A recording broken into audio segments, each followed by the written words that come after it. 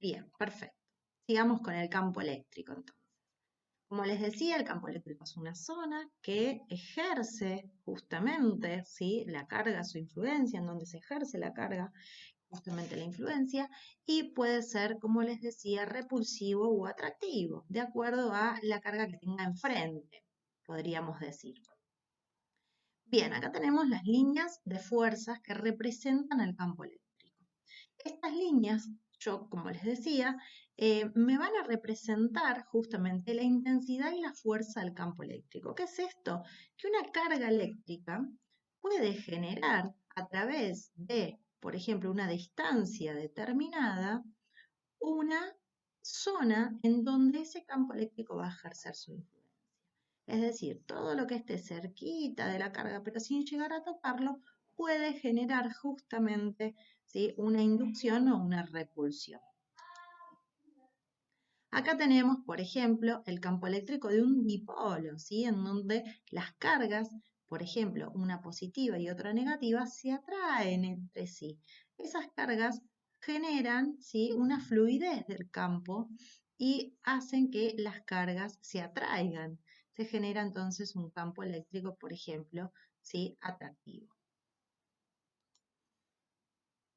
Acá tenemos un campo eléctrico repulsivo, es decir, las cargas son iguales, por ende se van a repeler, nunca se van a atraer, justamente porque las cargas iguales se repelen y las cargas distintas se atraen.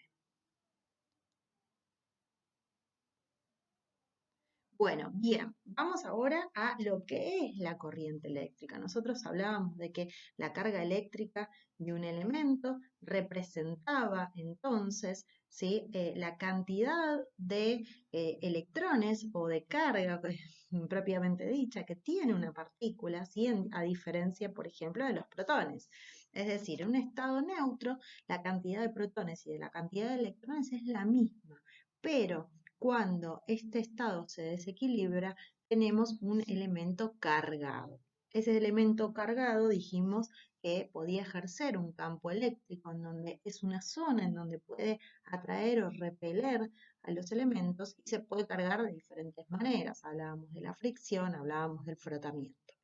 Ahora bien, esa carga puede circular a través de materiales. Hablábamos de los materiales conductores, los superconductores, los aislantes y los semiconductores.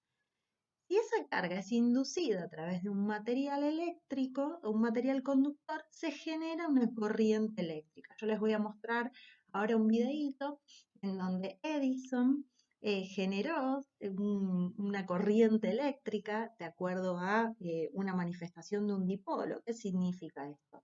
En una punta puso una carga positiva, en la otra puso una carga negativa y lo hizo circular a través de un conductor. Pero en el medio puso una bombilla, ¿sí?, una lamparita con átomos de carbono, y esos átomos justamente cuando chocaban estos electrones con esos átomos emitían luz. Y ahí tenemos los fotones. Ahora les voy a mostrar el videito de eso. Pero la corriente eléctrica, sepan, es el flujo entonces de la carga eléctrica, a través obviamente de un material conductor. Cuando yo le quiero dar una dirección a esa carga eléctrica, nosotros entonces podemos conducirla a través de un material conductor.